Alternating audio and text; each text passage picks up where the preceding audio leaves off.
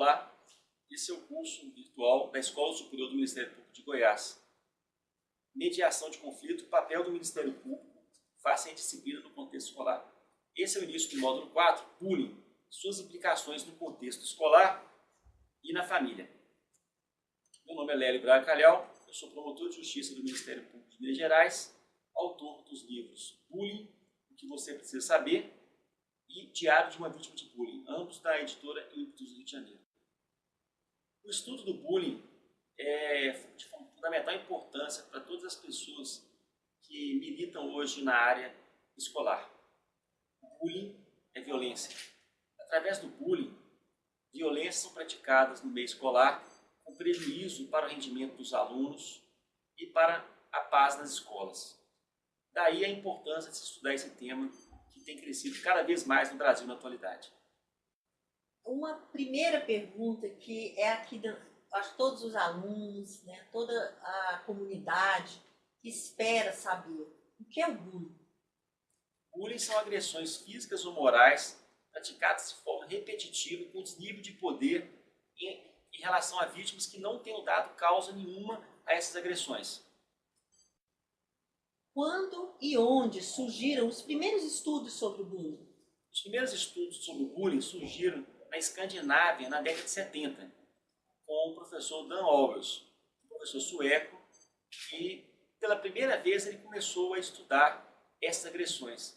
Por que surgiram esses estudos? Porque começaram a aumentar muito o número de violências e suicídios entre estudantes na Escandinávia. Foi quando aí o professor Dan Overs resolveu, através de pesquisadores na Universidade de Bergen, na Noruega, fazer uma pesquisa nacional com o tema. O bullying sempre existiu? O bullying sempre existiu, desde quando as escolas foram criadas. O que ocorreu é que só nos últimos 30 anos que ele passou a ser estudado de uma forma técnica, de uma forma organizada no meio escolar.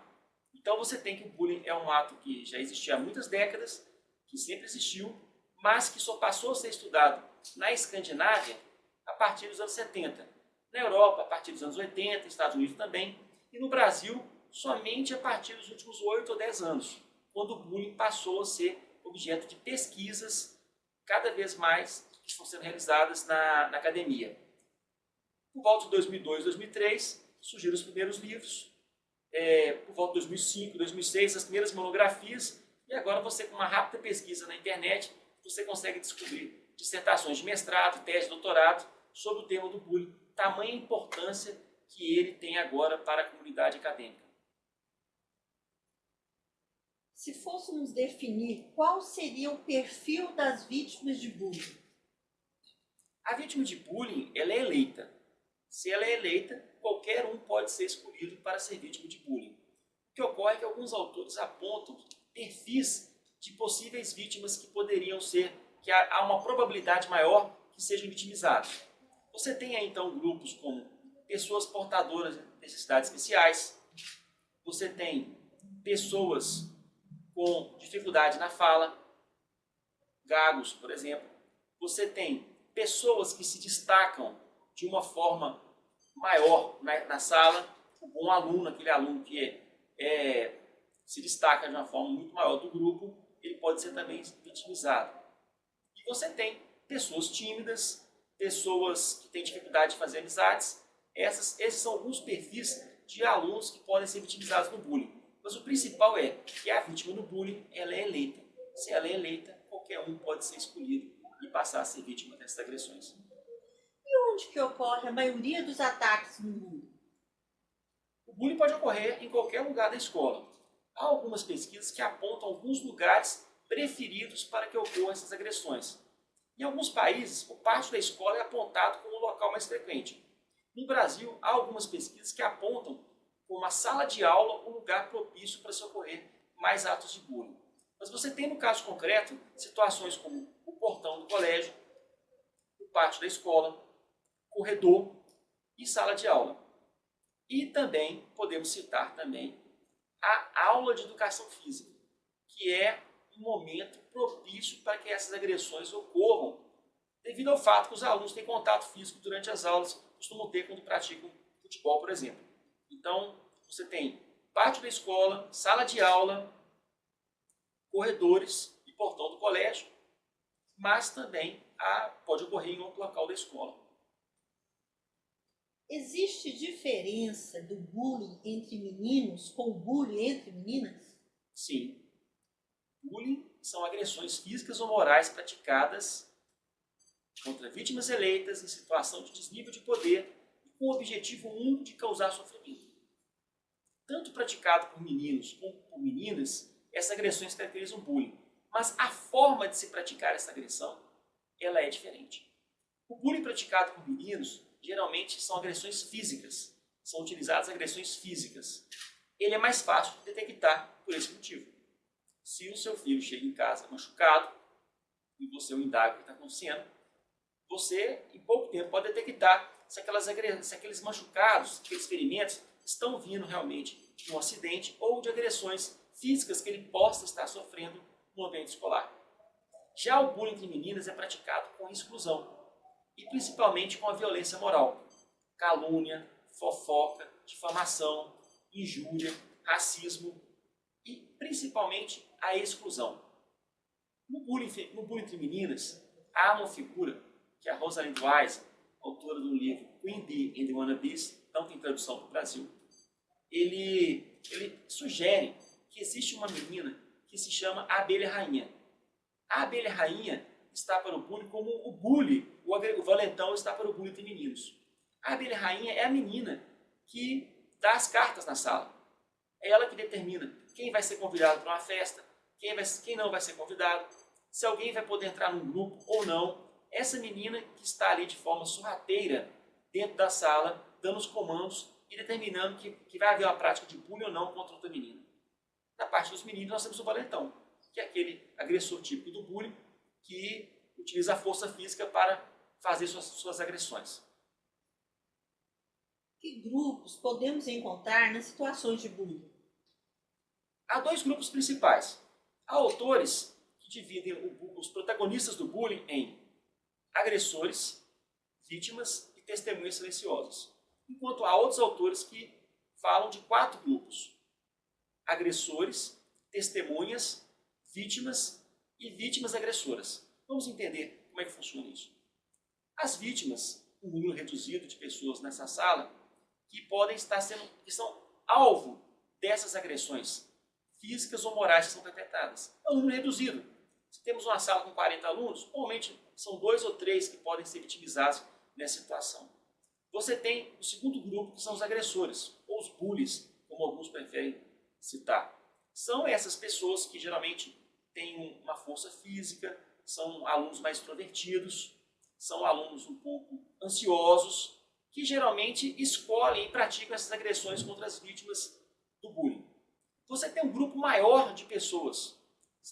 Nesse exemplo nosso de uma sala de 40 alunos, nós temos 30 e poucas pessoas que são as testemunhas silenciosas, ou espectadores. É o maior conjunto de pessoas que está envolvida no bullying. E muitas vezes são vítimas também dessa situação, porque são expostos diariamente a situações de bullying, que são situações de violência física ou moral. Acabam sendo vitimizados também. Esse grupo é formado por um grande número de alunos que não quer se envolver com os atos de bullying, principalmente porque eles sabem que a vítima do bullying é eleita. E se algum deles, eventualmente, tentar se opor a essa agressão do valentão, pode ser que ele seja eleito dali para frente e também deixe de ser uma testemunha silenciosa e passe também a ser uma vítima de bullying. E nós temos as vítimas e as vítimas agressoras. As vítimas são essas pessoas que já foi comentado aqui. Geralmente são pessoas mais tímidas, são alunos que se destacam, pessoas com defeitos físicos, pessoas gagas, pessoas com elevada timidez, pessoas pacíficas, que não se envolvem em confusão. Geralmente elas são vitimizadas por esses agressores. Mas lembrando sempre, a regra geral é que a vítima do bullying ela é eleita. Então qualquer um dos 40 alunos, nesse exemplo que nós estamos dando aqui, pode ser vítima de bullying. E o que são as vítimas agressoras? As vítimas agressoras, para alguns autores, são aquelas vítimas que foram, aqueles agressores, que foram vítimas no passado de bullying. E passaram a internalizar esses atos como naturais. Você tem, por exemplo, o aluno do último ano de escola militar, que é a agressão do bullying. Ele entende que ele pode pegar o aluno do primeiro ano, o calouro que está entrando na escola militar, e praticar violência com ele. Por quê? Porque no passado, quando ele foi aluno do primeiro ano da escola militar, ele foi vitimizado por esses rituais. Então você tem, para alguns autores, além das vítimas, as vítimas agressoras. Então, resumindo, vítimas, agressores e testemunhas silenciosas, e para alguns autores também, as vítimas agressoras. Professor Lélio, o que é o cyberbullying? O cyberbullying é o bullying praticado no meio virtual. São as mesmas agressões físicas, as agressões morais praticadas pela internet ou pela rede de telefone celular, através de mensagens ou até de gravações de voz. Cyberbullying é novo, a internet é nova, mas são antigas práticas com novos instrumentos. Antigamente, quando a pessoa queria agredir uma outra, ela ia no muro do colégio, pichava uma ofensa, ou escrevia na parede do banheiro uma ofensa contra a vítima. Hoje não. Hoje eles vão agora para as redes sociais, para a internet, e disparam agressões para 2.000, 10.000, 20.000 pessoas ao mesmo tempo. O poder de ofender, o poder de machucar do cyberbullying é muito maior que o do bullying tradicional. Além disso, você pode definir claramente que o cyberbullying passa por duas fases diferentes no Brasil e no mundo. A primeira fase eram essas agressões no cyberbullying antes das redes sociais. Porque era utilizando o ICQ, o MSN lá no início, utilizando o fórum, salas de bate-papo. As agressões no início do cyberbullying eram praticadas, no primeiro momento, nos primeiros 10 anos da internet, nesses locais eletrônicos. A partir de 2002, 2003, 2004, com o crescimento das redes sociais, Orkut, Badoo, um monte de novas redes sociais que foram surgindo, Facebook hoje, as agressões migraram das salas de bate-papo, dos fóruns, e passaram a ocupar as redes sociais, com as comunidades, por exemplo. São casos típicos de bullying quando uma pessoa vai no Orkut e cria uma comunidade como odeio fulano de tal, ou com agressões à honra, reputação de uma vítima, e espalha aquilo para 2.000, 5.000, 10.000 pessoas. É um cyberbullying numa segunda fase, numa fase mais avançada, capaz de machucar as vítimas muito mais que o bullying tradicional. Como agir em caso de ser vítima de cyberbullying?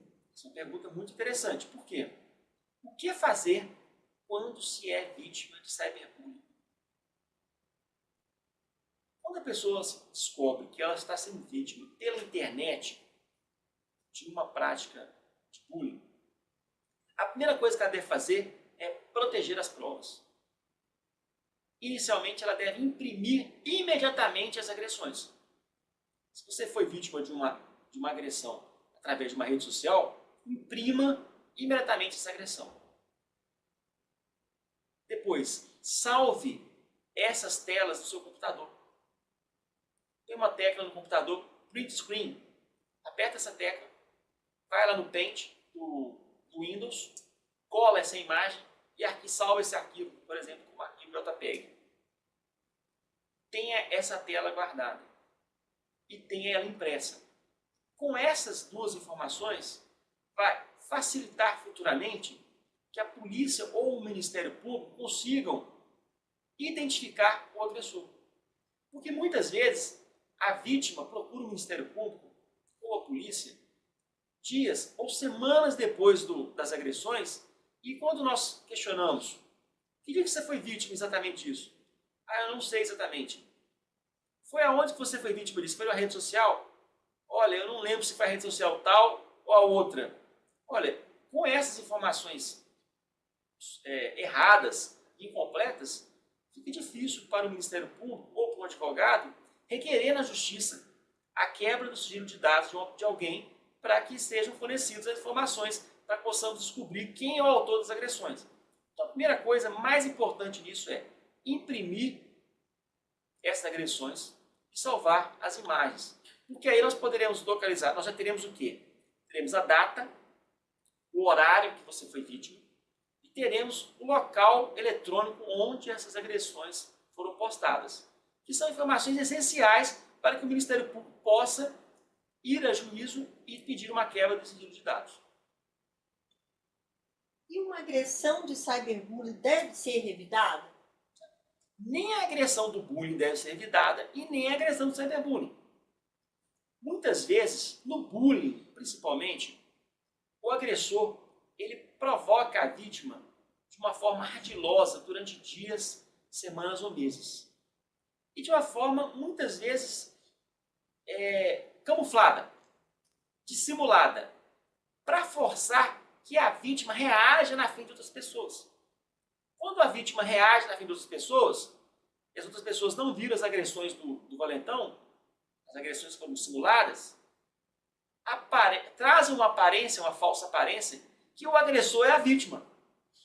E isso muitas vezes é feito pelo agressor de forma premeditada, para causar mais dificuldade para a vítima. No cyberbullying, também, em hipótese alguma, você deve revidar uma agressão. Você deve imprimir, levar o caso ao conhecimento do Ministério Público ou advogado de sua confiança, para que ele possa tomar as medidas judiciais ou administrativas junto ao provedor para que aquelas agressões sejam retiradas do ar. Então é muito importante que você não revide. Se você revidar, você está deixando de estar no lado certo, do lado da lei, e você estará dando chance para futuramente o agressor, se for descoberto, alegar que você também estava praticando crimes ou atos infracionais.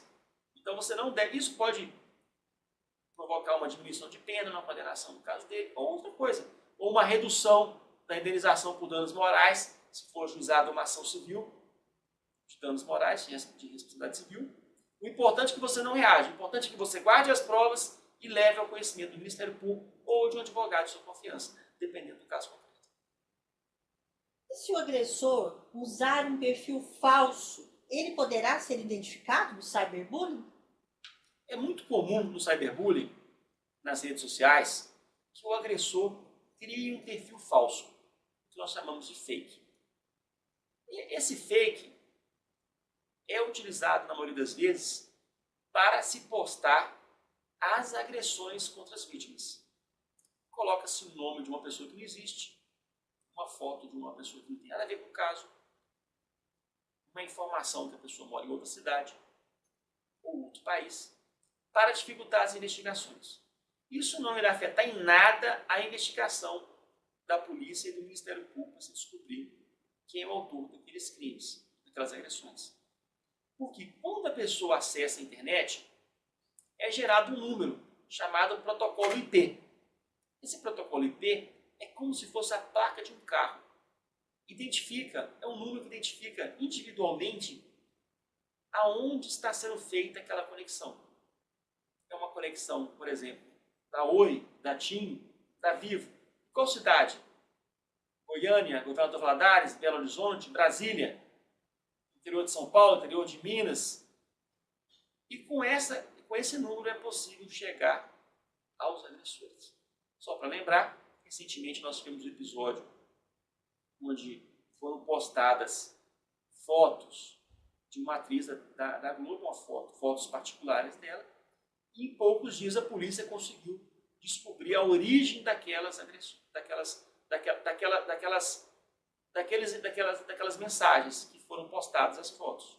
Em poucos dias, os agressores acharam que não poderiam ser localizados. E em menos de uma semana que a polícia foi acionada, eles conseguiram localizá-los em cidades diversas. Então não há anonimato na internet. Qualquer coisa que for utilizada pela internet é possível de ser verificada pela polícia ou pelo Ministério Público. Pode demorar um pouco mais, mas se chegará com certeza à autoria dos responsáveis. O professor Lélio agora vai responder algumas perguntas dos participantes do módulo 4 sobre o tema. Eu queria agradecer inicialmente aí, responder as perguntas, o convite que me foi feito pela Escola Superior do Ministério Público de Goiás, o Dr. Espiridon, para estar com vocês aqui e deixar meu e-mail direitopenal@uol.com.br.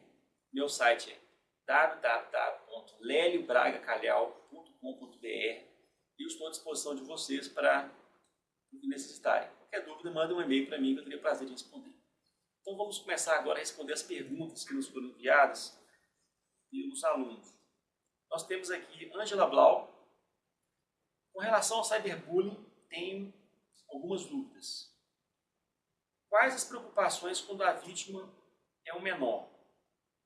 E quando o agressor é menor? Se as respostas às perguntas anteriores forem afirmativas e ambos, agressor e vítimas, estudarem na mesma escola, qual deve ser a postura da equipe escolar quanto ao caso? As normas da escola podem prever algo nesse sentido?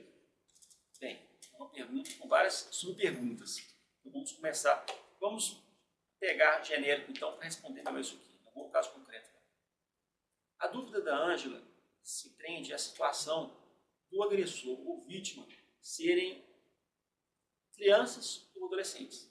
Não gosto de usar essa expressão menor, uma expressão que está em desuso. Então, certo é criança até 12 anos, adolescente de 12 a 18 anos. Se o agressor for uma criança, não poderá ser ajuizada nenhuma ação contra ele. Poderá ser realizada a medida protetiva. Normalmente, nesses casos, a gente tem encaminhado para o psicólogo a medida protetiva para a criança. O adolescente, se comprovarmos que essas agressões são calúnia, difamação, injúria, racismo, você pode ajuizar uma ação contra, uma representação contra esse adolescente. Ele vai responder na vara da infância do que ele fez. Algumas pessoas, às vezes, comentam que a reação do Estatuto da Criança e do Adolescente ela é mais branda que o Código Penal. Mas eu falo para vocês que é o contrário quando é cyberbullying. Por quê? O Código Penal, os crimes contra a honra, na maioria das vezes, ele trata de ações penais privadas, ou seja, a vítima tem que contratar um advogado e ela tem que correr atrás do prazo para não dar uma perempção, o prazo só 6 meses, e tem que correr atrás, entrar com processo criminal, uma queixa-crime, ela tem que estar bem preparada nos termos equivalente a uma denúncia, né? Seguir todos aqueles requisitos que a denúncia do promotor na ação penal pública tem que ter, e é uma luta para conseguir uma condenação. É muito trabalhoso. Muitas vezes a vítima contrata um advogado que não sabe nada de direito penal. Conheço vários casos de ações penais de crimes contra a honra que foram ajuizadas e foram extintas no início porque estava inepta a queixa. Na agressão para o adolescente, a mesma agressão, o Ministério Público está autorizado a entrar com ação contra ele, independente de ter. Não existe essa figura da queixa-crime no Estatuto da Criança e do Adolescente. Então, é mais rápido, a resposta do Estado para o caso de um crime contra a honra ou para o caso de um ato infracional análogo ao crime contra a honra é muito maior, muito mais rápida para o adolescente do que para o adulto, por aquela série de dificuldades que eu expliquei para vocês aqui. As normas da escola podem prever algo nesse sentido? A norma da escola deve tratar de problemas que ocorram dentro da escola. Se o bullying, o cyberbullying for dentro da escola, ela pode. Ela não pode tratar de problemas de cyberbullying que estejam fora da escola. Quanto à prevenção, qual é o melhor meio de se proteger? O melhor meio de se proteger é navegar com segurança. É tomar todas as medidas de cautela, não ficar clicando em links suspeitos. Toda vez que eu recebo um documento que eu não pedi, eu deleto. Eu não clico em cima. Porque eventualmente pode ser que um vírus postado por alguém, maliciosamente, ou um agressor, foi colocado no e-mail de algum amigo meu, e ele mandou uma mensagem para todas as pessoas que estavam na caixa postal dele. E eventualmente eu vou receber isso. É amigo meu, está mandando para mim, então eu vou abrir. Não, pode ser que ele tenha sido infestado por um vírus que eu não pedi. Se for necessário mesmo, ele manda um e-mail, me explica ou me liga e fala, estou te mandando. Mas não clique em links suspeitos. Aliás, a suspeita para esse caso envolvendo a atriz da Globo, que teve suas fotos divulgadas, as fotos íntimas divulgadas na internet, foi de que ela tenha clicado em um link suspeito, que gerou um vírus, e aí o vírus conseguiu acessar o computador dela. A outra forma que eu posso sugerir, sempre tem que orientar as crianças e adolescentes. Pense antes de postar. Isso é muito importante. Porque a gente vê que muitos adolescentes, principalmente adolescentes, publicam fotos que não deveriam nunca estar na internet, facilitando que essas fotos possam ser copiadas, que essas fotos possam ser divulgadas em outras situações, e acabam prejudicando esse adolescente. O Ministério Público de Minas Gerais tem uma cartilha Navegue com Segurança. Você vai estar vendo o link aqui na minha frente agora. Entre nesse site, baixe essa cartilha e você terá as dicas como navegar com segurança na internet e se prevenir dessas agressões. O que é muito importante é que pense antes de postar e oriente seus filhos a não fazerem nada que possa prejudicá-los. Uma postagem indevida, um comentário indevido pode virar um processo judicial contra o pai, os pais, ou contra a escola, se for dentro da escola. Pode ser que o adolescente está usando o laboratório de informática de uma escola. Quem é responsável? É a escola. O laboratório de informática, dentro do período de aula, não tem dúvida. O nexo causal é com a escola, não é com os pais, nesse caso. Mas olha, então, entre nesse link que está passando de novo aqui para você, baixe essa cartilha, navegue com segurança, que você terá as dicas como se prevenir de cyberbullying e de agressões pela internet. Você tem aqui a terceira pergunta. Uma vez ocorrido, existe alguma forma mais rápida e eficiente do que a ação contra empresas cujos serviços são utilizados pelos cyberbullies para descobrir de onde vêm os ataques? Olha, não entendi bem a sua pergunta, não. Mas é que é uma resposta mais rápida para esses casos. Quando são redes sociais, você pode notar que no canto, ou esquerdo, ou direito, ou acima, há uma possibilidade de você postar uma denúncia contra conduta abusiva. Se aquele ataque foi dentro do Orkut ou do Facebook, por exemplo, você pode fazer uma denúncia. Em poucos dias, essas agressões são retiradas. Elas ainda são a forma mais rápida de reagir face às agressões. Agora, se você notar que a rede social não tirou ou que precisa de uma medida judicial, tem que procurar o Ministério Público, um advogado, para que ele ajuize a ação judicial mais adequada para o caso. Talvez seja importante também passar uma mensagem para o agressor que você vai comunicar à polícia se for tirado no prazo de 24 horas. Em muitos casos ele vai tirar isso do ar. Mas é conveniente imprimir, através da impressão das agressões e após ter salvado essa página, levar ao conhecimento do advogado de sua confiança ou do promotor da sua cidade. Trollers são considerados cyberbullies ou é um tipo específico? Um troller ou flame, na minha visão, é aquela pessoa que perturba a outra constantemente na internet. O flame ou o troller é aquela pessoa inconveniente. O flame é aquelas agressões, aquelas provocações com o intuito de tumultuar o ambiente. Geralmente essas pessoas atuam em fóruns, salas de bate-papo.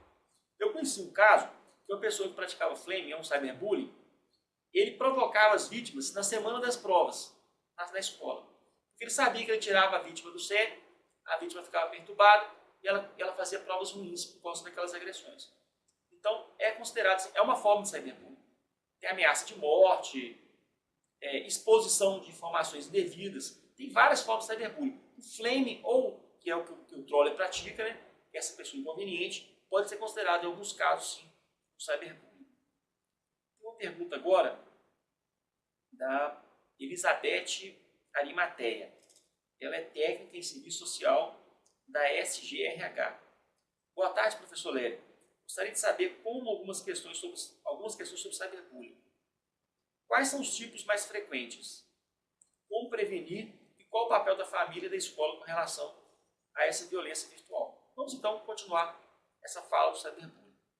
Os tipos mais frequentes são os crimes contra a honra. E o racismo. Esses são os que a gente vê no dia a dia.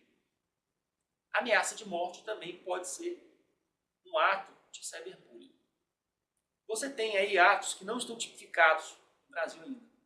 roubo de fotografias, né, roubo de senha, que acabam se confundindo com o cyberbullying, apesar de não existir uma legislação específica para esse caso, quando não tem um reflexo patrimonial, ou não tem um ataque geral contra a honra da pessoa. Mas parece-me que com a regulamentação que está querendo fazer na internet, talvez se avance nesse sentido. Inclusive, é um projeto de lei para se tipificar esses atos, onde ocorre apenas o roubo de senhas e roubo de perfis, que é comum. São tipos de cyberbullying. Mas o mais comum do cyberbullying, que incomoda mais no dia a dia, são os crimes contra a honra, calúnia, difamação e injúria. E racismo. Esses ocorrem frequentemente. Inclusive, já tive a oportunidade de detectar no Orkut um grupo de alunos de uma escola praticando um cyberbullying contra colegas e contra professores e serventes da administração da escola. Eu tive a oportunidade de representar no colega promotor de justiça da cidade vizinha, que tomou as providências contra esse grupo. Como prevenir? Prevenir é com a navegação segura. É com isso. Agora, e o papel da família e da escola em relação à violência virtual? Aqui já entra uma coisa que eu prefiro aprofundar com vocês. É a seguinte. Qual é a responsabilidade da família e da escola no cyberbullying? Vamos por etapas. Primeiro, a criança e o adolescente. A criança, ela deve ficar totalmente sob supervisão dos pais. Ou seja, se você tem uma criança em casa, o local adequado para o computador ficar é no corredor ou na sala. É o local onde passam adultos que possam supervisionar o que aquela criança, que é até 12 anos, está fazendo. Não há muita polêmica nessa situação. A criança tem que ter essa constante supervisão de um adulto. Quando é um adolescente, a coisa já complica. Por quê? O adolescente já tem um pouco de autonomia. Então, essa fiscalização não vai poder ser igual da criança. Não deverá ser. Mas ela deve ser supervisionada de uma forma que não vá atrapalhar o dia a dia desse jovem, desse adolescente. Como assim? Olha, é interessante algumas ações que alguns pais têm realizado. Se sua filha tem um Facebook, é interessante que você tenha também. Esteja no Facebook da sua filha, acompanhando. Você está acompanhando de longe ali, você não está, como é que fala, perturbando a intimidade da sua filha, você não está invadindo a privacidade dela, mas você está acompanhando o que está acontecendo no dia a dia da sua filha. É uma medida simples, fácil de acompanhar. Então, você não está fazendo nada ilegal ou inadequado. Se você não faz nada com o adolescente, porque você entende que o adolescente tem autonomia, eu não posso, ele não deixa, eu não faço nada. O que pode ocorrer? O que pode ocorrer é o seguinte: se aquele adolescente praticar uma agressão, a lei fala que os pais são responsáveis totalmente pelos atos dos filhos que estão sob sua responsabilidade. Você pode ser condenado judicialmente a pagar uma indenização de danos morais pela agressão que o seu filho fez na internet. Nós temos vários casos. Nós temos um caso recente, confirmado no 2º grau, Tribunal de Justiça do Rio Grande do Sul, onde uma mãe foi condenada a pagar R$8.000 de dano moral por conta de agressões praticadas, cyberbullying, do seu filho na internet. Então, o pai não pode virar e falar que não vai fazer nada, porque ele pode ser responsabilizado. E a escola? A escola se submete ao Código de Defesa do Consumidor. O contrato de consumo tem que ser perfeito. Você contrata a escola para o seu filho ter um treinamento adequado, ter aulas de forma adequada, e você não contrata que ele vai ser agredido pelos outros alunos da escola. Então, se ele está sendo agredido, o contrato de consumo seu com a escola está sendo violado por um ato ilícito. Então, a escola pode ser responsabilizada judicialmente a pagar danos morais para a família da vítima. Então é importante destacar que a escola tem a obrigação de interromper esses atos de bullying que ocorrem dentro dela. E os tribunais têm condenado. Há um caso aqui de Brasília, o Tribunal de Justiça de Brasília condenou uma escola a pagar uma indenização de R$3.000 por dano moral por atos de bullying praticados dentro da escola que não foram interrompidos pela direção da escola. Então, seria essa. Temos aqui a outra pergunta agora, de Thaís Lira. Existe alguma maneira de combater a prática do cyberbullying, já que muitas das vezes a pessoa se oculta através de um fake? Durante as perguntas, durante a minha fala inicial, eu coloquei para vocês que não adianta colocar um fake, porque o IP equivale. Então a polícia e o Ministério Público podem descobrir a identidade desse agressor. O que eventualmente está ocorrendo que dificulta um pouco mais é que alguns desses agressores criam um IP fake. Eles criam um IP falso que dificulta a localização dessa conexão na internet. Mas ela dificulta, mas ela não impossibilita. Da mesma forma como os agressores evoluem, a polícia e o Ministério Público evoluem também. Então pode demorar um pouco mais. O perfil fake não demora. Mas o IP fake, o número fake do IP pode dificultar um pouco localizar o computador. Mas vai se chegar a esse agressor. Silvia Pereira Guimarães. Existe no Brasil uma legislação específica direcionada à punição das pessoas que praticam bullying e cyberbullying? Não tem. Basicamente, a gente aplica o Código Penal, que é de 1940. Lesão corporal, racismo, ameaça de morte, ameaça, né? De calúnia, difamação, injúria. A gente pega esses crimes que estão no Código Penal e aplica no caso concreto.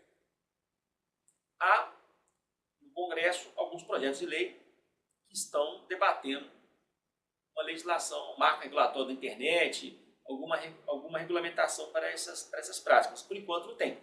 Então nós estamos aplicando o Código Penal de 1940. A Silvia faz a mesma pergunta, uma segunda pergunta. Como as escolas podem atuar no sentido de prevenir práticas caracterizadas como cyberbullying? Campanhas de conscientização. A escola pode ajudar muito, fazendo campanhas de conscientização, colocando os alunos para falarem nessas campanhas, para exporem as suas opiniões e para ajudarem a construção de uma resposta conjunta. Isso é importante. Agora, fazer palestra isolada, igual algumas escolas têm feito, isso não tem efeito nenhum. Isso é um efeito meramente cosmético. Fazer uma palestra e nunca mais tocar no assunto. É importante que hajam atividades, que sejam realizadas atividades no decorrer do semestre, onde seja colocada a importância de se agir com responsabilidade na internet. A internet não é território sem lei. O caso envolvendo a atriz da Globo recente, onde foram descobertos os autores da invasão, demonstrou isso. Foram desmascarados em cadeia nacional. Além de responder ao processo, foi uma humilhação perante o país todo. Tiveram seus nomes envolvidos nisso. Então a escola pode prevenir com campanhas de atuação. Uma coisa que a escola pode fazer gratuitamente é baixar no site do Ministério Público de Minas Gerais, esse que está o link passando aqui na sua frente, essa cartilha Navegar com Segurança, que ela vai ajudá-lo você pode pedir para o adolescente dar uma lida nela, ou você pode até estudar essa cartilha juntamente com o seu filho, e vai facilitar a prevenção. Mais uma pergunta da Silvia Pereira Guimarães. Tem mais duas perguntas. Há conhecimento de experiências e relatos bem-sucedidos desse tipo de prática preventiva em escolas do Brasil? Com certeza. O problema dessas questões, Silvia, é que a gente só fica sabendo quando dá errado. Quando dá certo, ninguém comenta. Eu conheço vários casos de colégios que têm aplicado campanhas de conscientização, debate com os alunos e que têm tido resultados positivos. Acabaram com o bullying? Acabou o bullying, o cyberbullying? Não, não acabou. Não vai acabar de uma hora para outra. Mas conseguiram avançar e reduzir o índice de agressões pela internet ou bullying tradicional com campanhas. Mas é como eu falei, quando dá certo, ninguém comenta. Então nós temos vários casos que deram certo. Quando der errado, vira um caso que vai para a imprensa, né? Vira escândalo. Então é importante que isso pode ser feito. Há livros sobre isso. Meu livro mesmo, O Bullying, terceira edição, pela editora Ímpulso, eu comento isso. É possível determinar um perfil das vítimas de cyberbullying? O perfil da vítima de cyberbullying, o bullying e o cyberbullying são a mesma coisa. Então, as vítimas são eleitas. Então, qualquer pessoa pode ser vítima de cyberbullying ou de bullying. Agora, eu vou mudar a sua pergunta para um outro ponto. E o perfil do agressor do cyberbullying? Ele não é o mesmo do bullying, não. Por quê? No bullying, geralmente são pessoas extrovertidas, com muita ansiedade, pessoas ansiosas, pessoas corajosas, fortes fisicamente, ou que detêm algum poder. No cyberbullying, isso não ocorre. Já teve casos que descobri de cyberbullying que investigamos, o Ministério Público e a polícia investigou, e quando chegou na casa do agressor, era uma pessoa franzina, pequenininha, e a última suspeita de uma agressão. É porque o anonimato gera uma falsa sensação, uma falsa percepção de que a pessoa nunca vai ser encontrada. Ela acaba praticando também, aproveitando essa situação do anonimato, as agressões. Mas ela vai ser descoberta sim. Se as agressões forem pelo celular, via torpedos, mais rapidamente ainda conseguimos localizar o agressor. Agora é importante entender isso. A vítima do cyberbullying e do bullying é mais ou menos o mesmo perfil. Não é incomum que a pessoa seja vítima de bullying e de cyberbullying ao mesmo tempo. Agora, o perfil do agressor do cyberbullying é diferente. Pode ser qualquer pessoa. Muitas pessoas crescem quando estão atrás de um teclado de computador, achando que o anonimato vai protegê-las. Mas a polícia e o Ministério Público conseguem chegar do mesmo jeito dessas pessoas. Nós temos uma pergunta aqui da Bruna Brasil. Até onde vai o humor negro e começa o cyberbullying?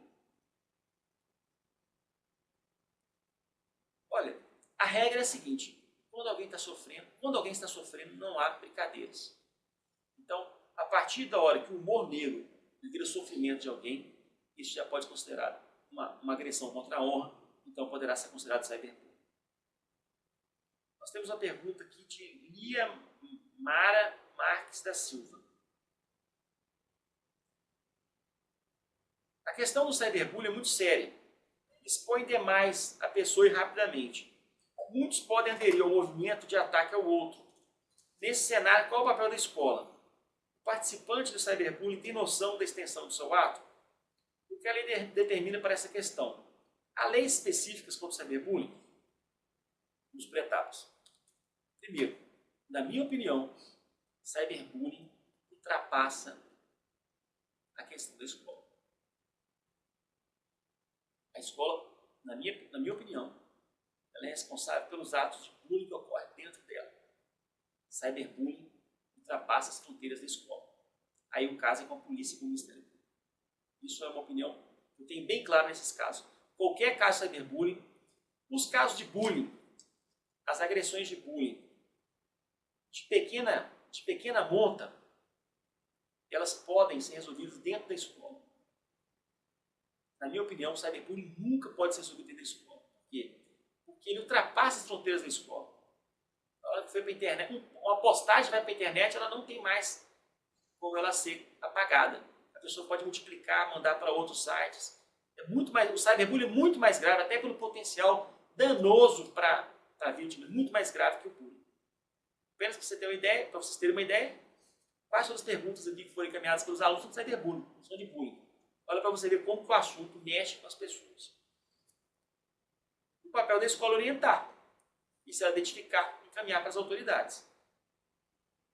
O participante de cyberbullying tem noção da extensão do seu ato? Tem sim. Tanto que tanto tem noção que não pode, que esses atos são praticados sem a presença de um adulto. No bullying tradicional, ele é praticado sem um adulto estar enxergando o que está acontecendo. E o cyberbullying também. Então, essas pessoas têm noção disso. Claramente que não pode. É que o adolescente, muitas vezes, ele quer mudar o foco da coisa. Ele fala o seguinte: não, eu não estou praticando bullying não, cyberbullying não. Eu estou apenas zoando ele. Zoar é bullying. Zoar, machucar, humilhar outra pessoa é bullying.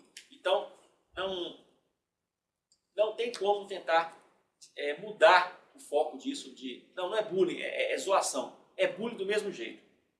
O que a lei determina para essa questão? Como eu comentei há pouco, o pai pode ser punido pelo Código Civil, pagar danos morais da família da vítima. E o pai é responsável por todos os atos praticados pelo filho que está sob sua responsabilidade, independente do pai estar presente ou não. E a escola pode ser punida se o ato de bullying, cyberbullying, correr dentro dos seus limites, pelo Código de Defesa do Consumidor, que é um ato ilícito. Há leis específicas contra o cyberbullying? Não. Nós utilizamos apenas o Código Penal de 1940, com a possibilidade de se criar uma nova lei. Mas não sabemos quando. Por enquanto, estamos aplicando o Código Penal. Nós temos agora a pergunta da doutora Yara Travalon, promotora de Justiça em Rondônia. Olá, doutor Lério. Quais sugestões daria dirigidas às escolas visando a detectação de casos de cyberbullying? E ainda, quais as sugestões de abordagem da questão e as intervenções a serem feitas com o agressor e a vítima no âmbito escolar? Vamos lá por etapas. A escola, ela deve adotar no cyberbullying e no bullying, aliás, o mesmo trabalho de conscientização do bullying deve ser feito ao mesmo tempo no cyberbullying. Notando mais uma vez que o cyberbullying hoje afeta os estudantes muito mais do que o bullying. Por quê? Porque os estudantes, as pessoas que estão na escola hoje, elas são o que alguns autores chamam de nativos digitais. O que é isso? São as pessoas que já nasceram na era da internet. Então, para o nativo digital, não existe mundo virtual e mundo real. Ele está no mundo integrado. Internet e o mundo real nosso. Nós temos dificuldade de ver mundo real e mundo virtual. O nativo digital vive no mundo integrado.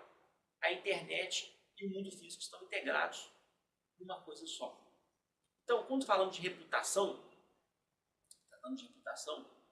o adolescente se preocupa muito mais com a agressão praticada no cyberbullying do que o bullying.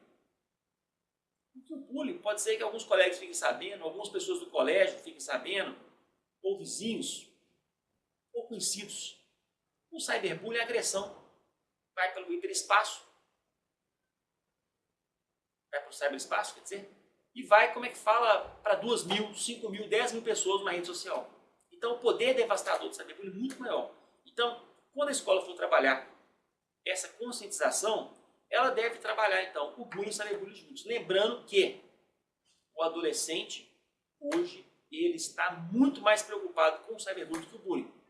Só para lembrar, nós tivemos várias perguntas aqui, todas foram sobre cyberbullying, não sobre o bullying tradicional. O cyberbullying tem mexido não só com os estudantes, como com a gente também, que está no mundo virtual também. Todo mundo tem medo de ser vítima de alguma agressão na internet. Cyberbullying não. Tanto que uma ação preventiva que as pessoas devem fazer, eu faço de vez em quando, é passar o nome no Google, para ver se teve alguma... O que estão falando de você. É uma forma de você, de vez em quando, olhar isso preventivamente e você acompanhar se não foi feita uma postagem devida sobre você na internet. Então, sem nenhuma histeria, mas eventualmente é bom você olhar. Passa o seu nome entre aspas ou com aspas e dá uma olhadinha no que estão postando de você. É uma forma de você acompanhar e você zelar pela sua reputação. E ainda, quais as sugestões de abordagem das questões de intervenção serem feitas com o agressor? Intervenção na escola, eu penso que vão ser os educadores da própria escola que vão saber a melhor forma de intervir. Uma coisa é intervir numa escola pequena, 100, 200 alunos, e a outra coisa uma escola de 1.500 alunos. Normalmente, as escolas particulares, hoje, elas já têm psicólogos nos seus quadros. E o psicólogo, quando é detectado um caso de bullying e cyberbullying, geralmente ele é o profissional que é chamado no primeiro lugar, no primeiro momento, para tentar intervir ali no caso ali e botar um fim naquela situação. Mas eu quero lembrar, colega, que o Ministério Público de Minas, mais uma vez, tem essa cartilha Navega com Segurança, que eu tenho certeza que, se houver um pedido de você para o Ministério Público de Minas, vão te mandar alguns exemplares, e até se houver uma possibilidade uma necessidade de se reproduzir em Rondônia, entre em contato com a gente que a gente caminha para o pessoal que organizou. Eu tenho certeza que eles vão fazer o máximo possível para poder estar facilitando que essa cartilha seja divulgada também em Rondônia. O que eu posso passar para você, assim, de uma forma específica, é que existe um livro chamado Proteja Seu Filho, de um autor chamado Alan Bino, que é um dos livros melhores que eu conheço, que tratam de técnicas para as possíveis vítimas se protegerem tanto do bullying como do cyberbullying. Então esse livro ele tem ele no Brasil, Proteja Seu Filho, o autor chama Alan Bino, e você pode encontrar. Esse livro tem muitas técnicas que podem ser utilizadas para se proteger as pessoas de serem agredidas no bullying ou no cyberbullying. Agora, uma coisa que a escola tem que ser orientada. Laboratório de informática não é lugar para criança ou adolescente ficar sem supervisão de um adulto. Isso, quando ocorre, facilita a prática desses atos de cyberbullying. Então não pode. Além disso, fragiliza a escola também, que ela pode ser responsabilizada pelo Código de Defesa do Consumidor. Então, você deve orientá-los a agir dessa forma. A atuação da escola deve ser preventiva. Então, encerramos aqui as nossas perguntas. Eu queria agradecer mais uma vez à Escola Superior do Ministério Público de Goiás pelo convite que foi feito e deixar para vocês o meu site www.leliobracalhau.com.br e o meu e-mail direitopenal@uol.com.br. Vocês poderão mandar perguntas para mim, eu terei o maior prazer em responder. Por último, não deixe de me adicionar no Facebook. Aguardo você lá. Obrigado.